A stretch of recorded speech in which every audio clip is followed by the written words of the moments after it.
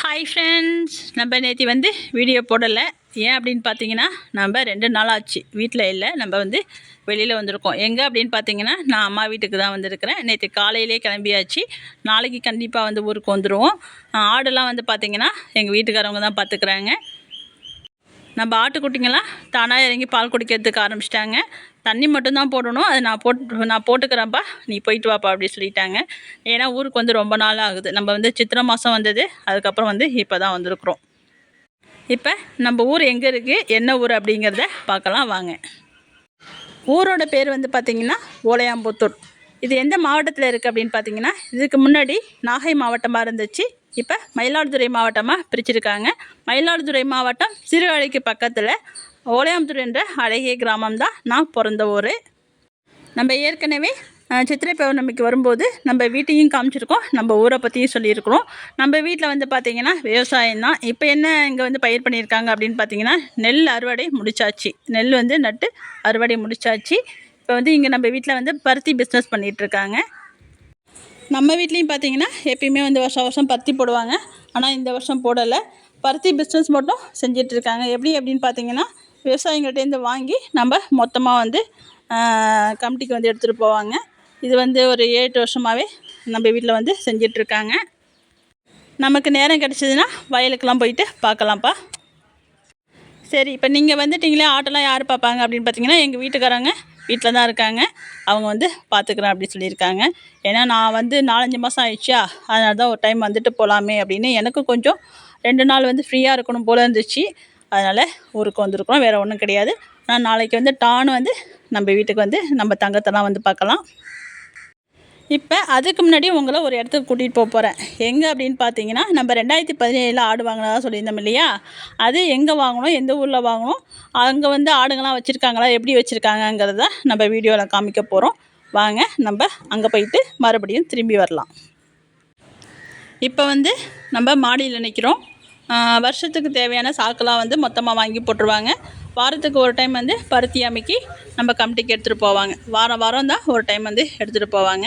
இப்போ நம்ம வீடு இங்கே இருக்கா, நம்ம ஆடு வாங்கினதா சொன்னோம் இல்லையா, அவங்க வீடு தோற்பாங்க. நம்ம கை காமிக்கிறோம் இல்லையா, அதுதான் அவங்க வீடு. வேப்பந்தாழெல்லாம் கட்டி விட்டுருக்காங்க.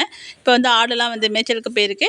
நம்ம ஆடுகளையும் இருக்கும்போது அவங்கள கேட்டுட்டு வீடியோ எடுத்து வச்சுருக்குறோம். அதையும் பார்க்கலாம், அவங்க எப்படி வளர்க்குறாங்க, என்ன மாதிரி வளர்க்குறாங்க அப்படிங்கிறதையும் பார்க்கலாம். நம்ம 2017 இவங்கள்ட்டேருந்து 2 ஆடு வாங்கிட்டு போய் தான் இத்தனை வருஷமாக நம்ம ஆடு வளர்த்துட்ருக்கோம். வெளியில் வேறு எங்கேயும் நம்ம ஆடு வாங்கலை. அந்த 2 ஆட்லேருந்து வந்தது தான் இத்தனை ஆடும். நம்ம வருஷத்துக்கு ஒரு 10 ஆடு 20 ஆடு போல் விற்றுருவோம். இப்போ நம்ம வீட்டை பார்க்கலாம். நம்ம சித்ரா பருவத்துக்கு வரும்போது நம்ம வீடெல்லாம் காமிச்சிருக்கோம். புதுசாக பார்க்குறவங்களுக்கு தெரியாது இல்லையா, அதனால் இதான்ப்பா என்னோடய வீடு, நான் பிறந்த இடம். குட்டிக்குண்டே குட்டிக்குண்டே குட்டிக்குண்டே, இங்கே வாங்க பாடி, ஓடிவா ஓடிவா ஓடிவா ஓடியாங்க, வா வா. ரொட்டி வேணுமா வேணாமா? நான் போகிறேன் போ.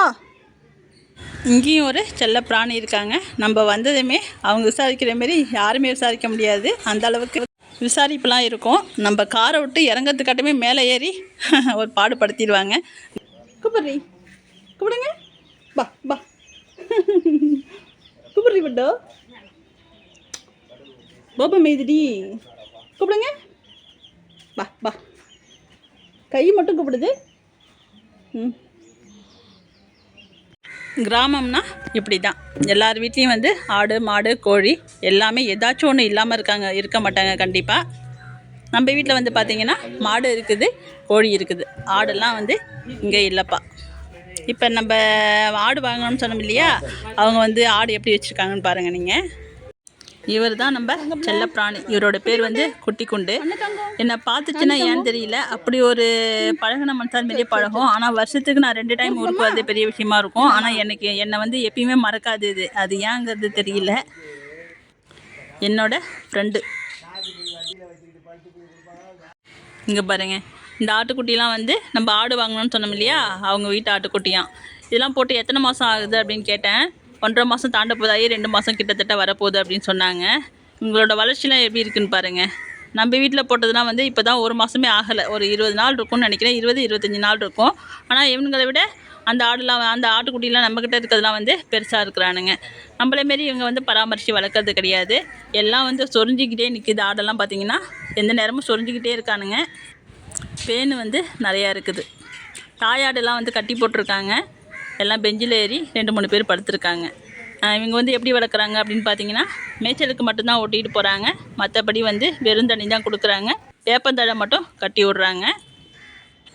தாயாடுன்னு பார்த்தீங்கன்னா ஒரு 3 ஆடு வச்சுருக்காங்க. 2 கெடா குட்டி வச்சுருக்காங்க. மீதியெல்லாம் ஒரு சின்ன சின்ன குட்டியாக இருக்கானுங்க. நம்மளை வந்து கேட்டாங்க, ஆடுலாம் எப்படி இருக்காயி அப்படின்னு கேட்டாங்க. நல்லா இருக்குங்க அப்படின்னு சொன்னால், அப்புறம் நம்ம வீடியோலாம் காமிச்சேன். உங்ககிட்டேருந்து வாங்கிட்டு போனது தாங்க 2 ஆடு, நான் வந்து வேறு எங்கேயுமே ஆடுலாம் வாங்கலை அப்படி சொன்னதும், பரவாயில்ல ஆயி, நல்லா இருந்தால் சந்தோஷம் அப்படின்னு சொன்னாங்க. நம்ம ஊருக்கு ஒரு டைம் வந்திருக்காங்க. வரும்போதே அப்போ வந்து 2 ஆடும், அந்த ஃபஸ்ட் டைம் வாங்கிட்டு போன 2 ஆடும் தான் குட்டி போட்டுருந்தாங்க. அப்போ தான் வந்து பார்த்தாங்க. அப்போ இவங்கள பார்க்கும்போதே அந்த ஆடு கத்துச்சு. அதெல்லாம் சொன்னாங்க. இப்போ பரவாயில்ல, இவ்வளோ ஆடு வச்சுருக்கீங்க, நல்லாருங்க ஆயி அப்படி சொன்னாங்க. அவங்க கேட்டுட்டு தான் நம்ம வந்து வீடியோ எடுத்தோம். ஏன்னா சில பேர் வந்து கண்டுபட்டுச்சு அப்படின்னு சொல்லுவாங்க இல்லையா, அதனால் அவங்கள கேட்டுட்டு தான் நம்ம வீடியோ எடுத்துருக்கோம். இவனுங்கெல்லாம் இஷ்டத்துக்கு விளாண்டுட்டு கிடக்குறானுங்க. ஆனால் ஆடுங்கள்லாம் ரொம்ப அழுக்காக இருக்குது மேலெல்லாம். ஏன்னா இட வசதி இல்லாதனால வீட்டுள்ளேயே கட்டி போட்டு வளர்க்குறானுங்களா. சிமெண்ட்டு தரையா வேலை இருக்குதா, அதிலே யூரின் போய் புழுக்கையெல்லாம் போட்டு அதிலே படுத்து கிடக்குறானுங்களா. மேலே வந்து அழுக்காக இருக்குது. அந்த அழுக்குனாலே பேன் வரும். நம்ம சொல்லிட்டு வந்திருக்கோம், நீங்கள் வந்து பேன் மருந்து வாங்கி வச்சு விடுங்க, இடத்த கொஞ்சம் சுத்தமாக வச்சுக்கோங்க, வளர்ச்சி வந்து நல்லாயிருக்கும் அப்படி சொல்லியிருக்கிறோம்.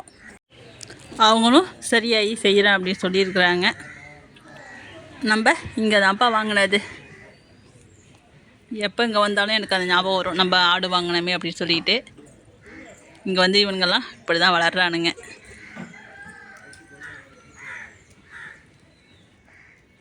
காலையில் ஒரு 11 மணிக்கு மேய்ச்சலுக்கு ஓட்டிகிட்டு போகிறாங்க.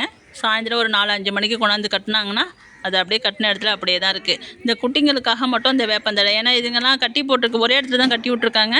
குட்டிங்க மட்டும் அப்பப்போ 4 வா கடிச்சிக்கிறானுங்க வேப்பந்தழையை. ஆடு வந்து கட்டின இடத்துல கட்டினபடியே தான் இருக்குது. ராத்திரி ஃபுல்லாக பட்னியாக தான் இருக்கானுங்க. நம்ம வந்து ஃப்ரீயாக விட்டுடுறோம். கடலக்கொடியெலாம் வந்து நைட்டுக்கு வந்து தீவனம் வைப்போம். எப்பயுமே ஆடுங்களுக்கு வந்து ராத்திரி தீவனம் வந்து வைக்கணும். அப்போ தான் ஆடுங்க வந்து இளைக்காமல் ஆரோக்கியமாக இருக்கும். ஆனால் இவங்க வந்து வெறும் மேய்ச்சல் முறையில் மட்டும்தான்ப்பா வளர்க்குறாங்க. ஆடு வந்து 1 வச்சுருக்கோமா 10 வச்சுருக்கோமாங்கிறது கணக்கு இல்லை. ஒன்றா வச்சுருந்தாலும் அது ஆரோக்கியமாக வச்சுருக்கோமாங்கிறது தான் முக்கியம் நமக்கு. அதுதான் வந்து நல்லா வளர்ச்சியை தரும். பெரும்பாலும் வந்து பார்த்திங்கன்னா கிராமத்தில் வளர்க்குறவங்க இவங்க வளர்க்குற மாதிரி தான் வளர்க்குறாங்க. ஏன்னா மேய்ச்சல் முறையில் மட்டும்தான் வளர்க்குறாங்க. வேறு ஒன்றும் எக்ஸ்ட்ரா வந்து செலவு பண்ணுறது கிடையாது. இது வந்து அவங்களுக்கு லாபமாக தெரியுது. ஆனால் நம்ம வந்து பண்ணை முறையில் ஆடு வளர்க்கறதுனால ஆடுங்களோட எண்ணிக்கை நிறையா இருக்கிறதுனால அப்படி வளர்க்க முடியாது. ஏன்னா நோய் வரத்துக்கு நிறைய சான்ஸ் இருக்குது. அதனால் அளவுக்கு அதிகமாக ஆடு போயிடுச்சுன்னா நம்ம வளர்க்குற மாதிரியே வளர்த்தா தான் அது வந்து நமக்கு ஓரளவுக்கு கைக்கூடி வரும். இவங்க வளர்க்குற மாதிரியும் வளர்க்கலாம். முழுசாக லாபம் கிடைக்கும். ஏன்னா கொஞ்சம் உடல் உழைப்பு மட்டும்தான் தேவை, மற்றபடி வந்து ஃபுல்லாக லாபம் வந்து கண்டிப்பாக கிடைக்கும். ஆனால் இது வந்து இப்படி வளர்க்குறது வந்து ஒரு 3 ஆடு 4 ஆட்டுக்கு மேலே வளர்க்க முடியாது. இப்போ நம்மக்கிட்ட வந்து பார்த்திங்கன்னா ஆடுங்களோட எண்ணிக்கை அதிகமாக இருக்கிறதுனால இதை வந்து வெறும் மேய்ச்சல் முறையில் மட்டும் வளர்க்க முடியாது. ஏன்னு பார்த்திங்கன்னா இத்தனை ஆட்டுக்கும் வந்து 1 நாள் 2 நாளைக்கு மேலே மேய்ச்சல் வந்து எங்கேயுமே இருக்காது. அதனால தான் வந்து நம்ம வந்து அடர் தீவனம் கொடுக்குறோம், பசுந்தீவனம் ரெடி பண்ணுறோம், நம்ம மற்ற தீவனம்லாம் செய்கிறோம். அப்புறம் எக்ஸ்ட்ரா வந்து செலவு வந்து டானிக் போடுறது மற்ற விஷயம்லாம் செய்யும்போது கொஞ்சம் செலவு வந்து ஆக தான் செய்யும். ஆனால் அதுக்கேற்ற வந்து லாபமும் கிடைக்கும். ஓகேப்பா, நம்ம வீடியோ பிடிச்சிருந்துச்சுன்னா லைக் பண்ணுங்கள், ஷேர் பண்ணுங்கள், கமெண்ட் பண்ணுங்கள், சப்ஸ்கிரைப் பண்ணுங்கள். நம்ம வந்து இங்கே வயலுக்கெல்லாம் போனோம்னா நம்ம ஊர் வயல் எல்லாம் எப்படி இருக்குங்கிறத வீடியோவில் பார்க்கலாம். நேரம் கிடைச்சா கண்டிப்பாக வீடியோ வந்து கொடுக்குறேன். இல்லைன்னா நம்ம நாளைக்கு வீட்டுக்கு வந்துட்டு நம்ம ஆடுங்க வீடியோ பார்க்கலாம்.